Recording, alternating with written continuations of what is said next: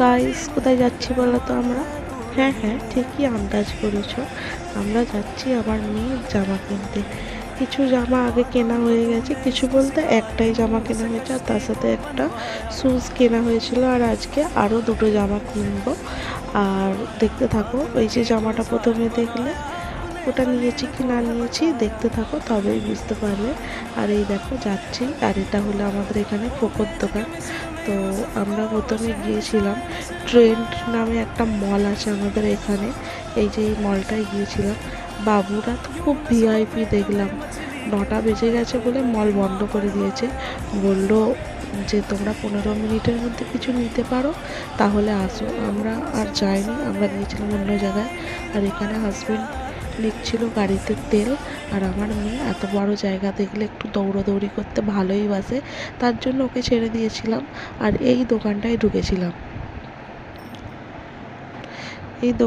ঢুকেছিলাম, এখানে অনেক রকমের ড্রেস দেখলাম, কিন্তু ড্রেসগুলো পছন্দ হচ্ছিল, দামগুলো ঠিক পছন্দ হয়নি। আর তারপরে আমার মেয়ের জন্য এই সব জামা দেখাচ্ছিল।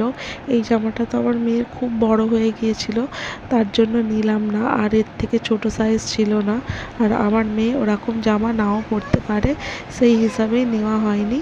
আর এদিকে এমন এমন দাম বলছে জামা কাপড়ের, তো প্রথমে শুনেই নিতে ইচ্ছা করবে না। তারপরে একটু গেলাম উপরে, আর এখানে আমি আর আমার মেয়ে একটু ভিডিও করছিলাম। তারপরে এটা হলো একটা চেঞ্জিং রুম, ওখানে একটা বড় আয়না আছে। আর মেয়ে এসে নিজের সাথে নিজে একটু কথা বলছে, আর অনেক কিছুই বলছিল।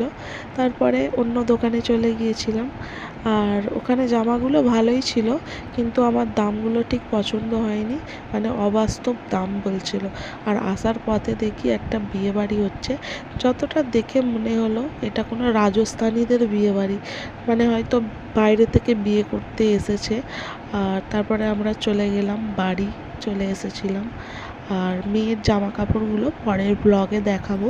তোমরা কিন্তু আমার চ্যানেলটা সাবস্ক্রাইব করে রাখো, আর বেল আইকনটি প্রেস করে দিও, আর লাইক করে দিও। আর এই দেখো এখানে বিয়ে বাড়ি হচ্ছে। Okay bye.